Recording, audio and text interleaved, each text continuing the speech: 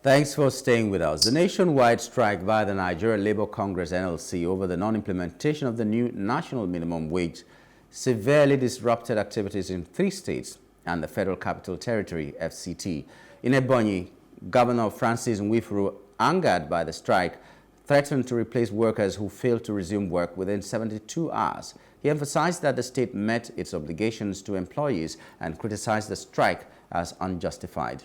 In Nasarawa State and Kaduna States, government officials, including major institutions, were shut down as workers complied with the strike directive. The NLC in Nasarawa decried the lack of a formal agreement on the 70,500 minimum wage, despite the government's verbal commitments.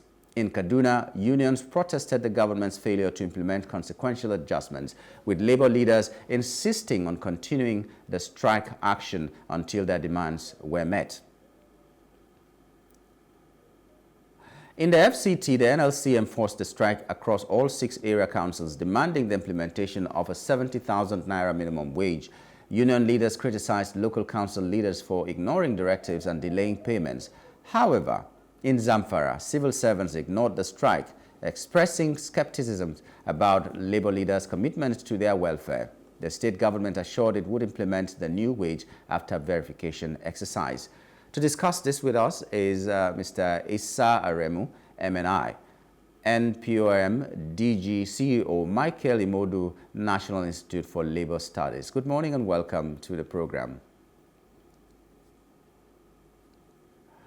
We also have Comrade Amechi Asugwumi, former Deputy President, NLC. Good morning and welcome to the program as well.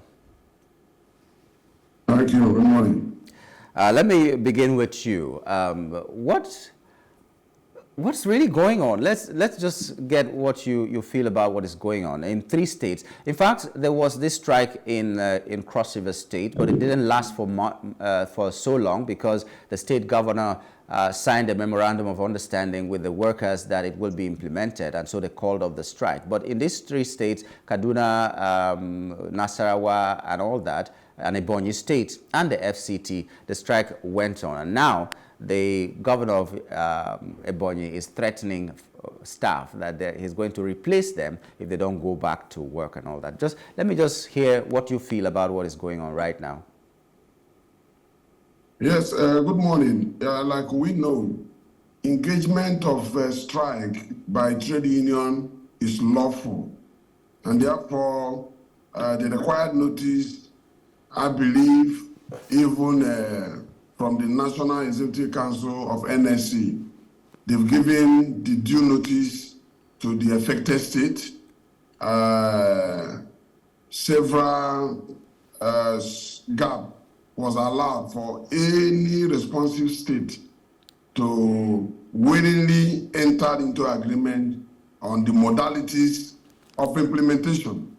Unfortunately, some employers of labor at the state level, whom we have titled those governors that lack respect for the workforce, and therefore they place workers' welfare behind schedule. And we believe that if workers of the state are not given priority in terms of their welfare, then we don't also expect much from such states. So the issue of Ebonyi State governor, as in this case now, threatening to replace workers, I think that is just a voice note, because whatever you must do must conform with the law. There is no, what the NSC has engaged is an instrument of the law, and they are not shutting down the state to sabotage. They are calling on the attention of the state government to comply with the law. So you cannot, in the absence of you not complying with the law, and also go on to violate another law. You can't replace workers that are willing to work. You can't replace workers that are available to work. You only replace workers that have abandoned their job. In this case, workers are willing to work, but they expect the employer to play his part by providing the agreed wage. Not just agreed now in this case, it has been enacted into law, so they should comply with the law and allow workers to also fulfill their obligation. The state governor is just making statement for purposes of response. I don't think in his heart he cannot enforce it. Okay, Mr. Aremu, what are your thoughts as well?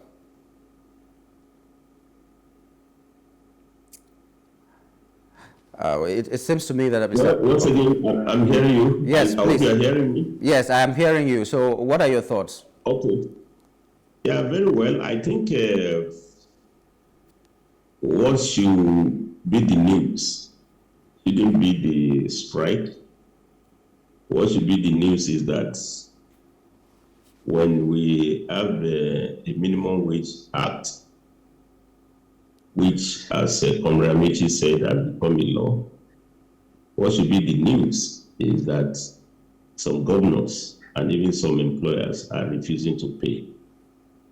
I think it's very unfortunate. You will recollect that the new minimum wage of 70,000 naira took almost 1 year of negotiation. Effectively, we can say about 6 months. But the time the template came out for consequential adjustment in September, that's almost a year. It was January 30th that the Vice President, representing the President, inaugurated an expansive 37-man committee, and we had a series of negotiations between the tripartite actors, namely the federal government.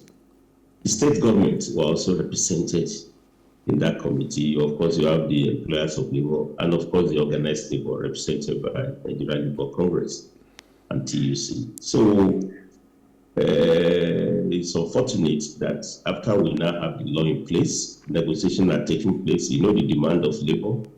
I mean, you know very well, from 650, they came down, you know, to 350. Later on, we settled for 70,000.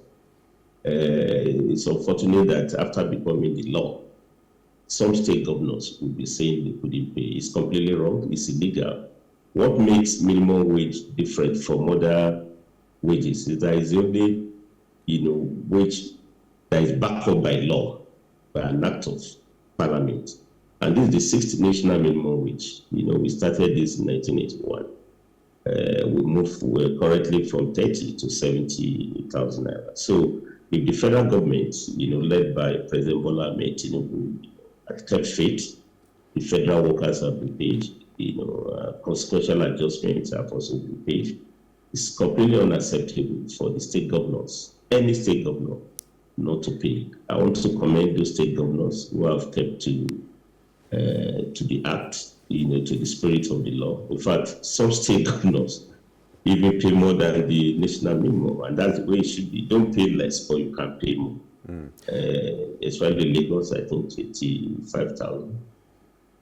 Okay. I also know that it did before the 70,000. So what I'm saying here is that I think the same process with which we got the minimum wage through social dialogue, through negotiation, ideally that should be the basis for implementation also. Okay, let me remain. So I want to call on all those state governors, all those states that are still food dragging, for them to respect the spirit of the law. In fact, it's illegal. It's actually sanctionable, you know, by law.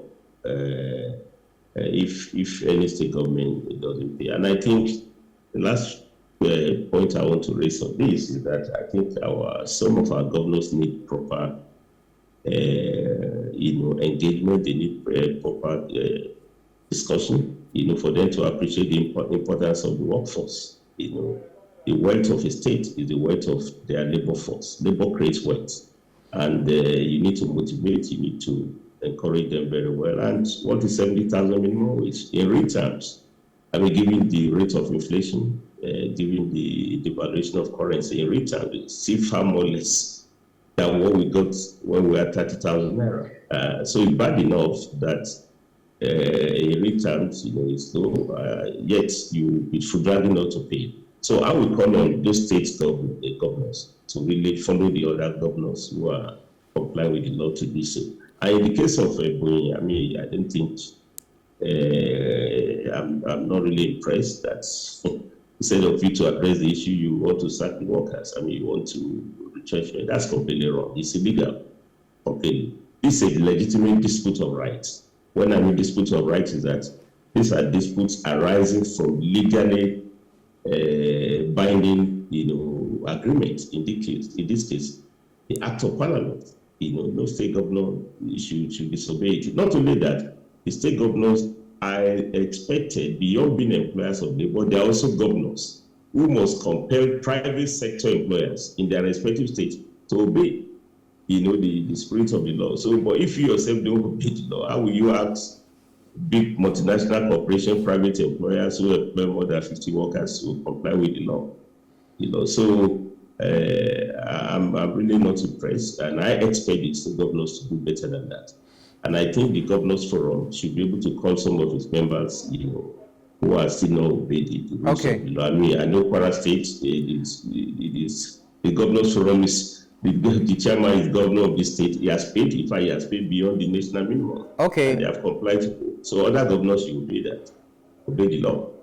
All right. I would really love to go back to Comrade Amechi, but you said something about sanctioning that it should attract some sanction. How do you sanction a state that doesn't want to pay? How do you sanction the governor, for instance? How will that work? Just briefly before I go to Comrade Amechi.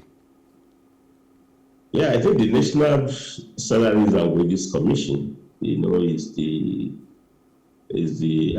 has been at the center of the negotiation. If you go and look at the act properly, there is a provision that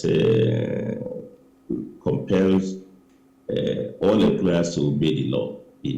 I'm not sure what penalties that the current act puts in place, but the previous one, any worker that is not paid, even as an individual worker, you can sue the state government or state any employer that refuses to pay, including their unions have the right to sue.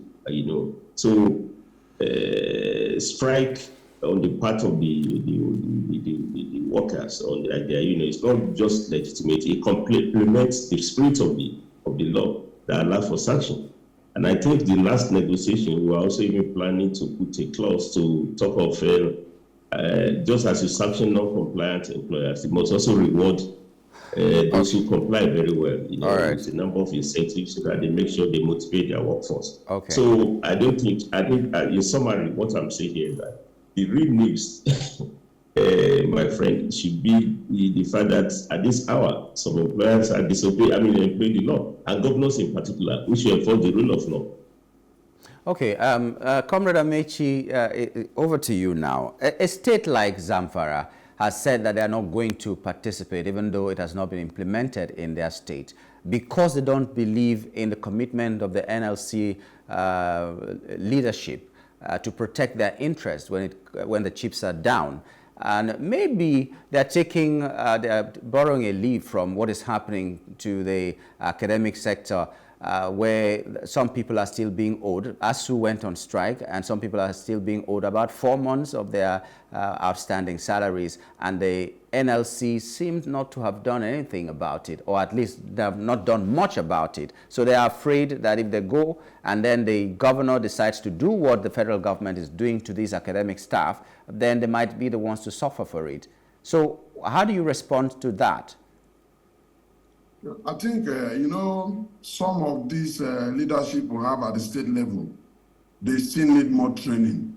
Training in the sense that trade union activities has little to do with individuals, but more of the system.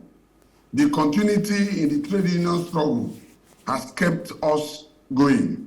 And that is to tell you that refusal to participate in the NSC struggle, you are only violating the constitution of both your union and the NSC, because you cannot already anticipate failure on a journey you are yet to start. Because I tell you, now that they are seeing the successes recorded across the state that have engaged on the strike, the same chairman or the leadership that took that decision, on behalf of the entire workers, not necessarily gathering workers to take their opinion, but going ahead to speak on their behalf that proceeding on that strike was unnecessary. Now, I think they will be regretting some of those decisions, because I know in the trade union movement, our belief is that even when you fail on any struggle, the better struggle is ahead. So people using their failure to now make reference of future struggle would definitely, it's better you resign as a chairman of NST chapter of any state. It's better to leave office than to remain in office and negate the powers of labor. Whether we like it or not, industrial action is part of the requirement to enforce agreement. And when you have disagreement in this regard, like Comrade Aremu mentioned, the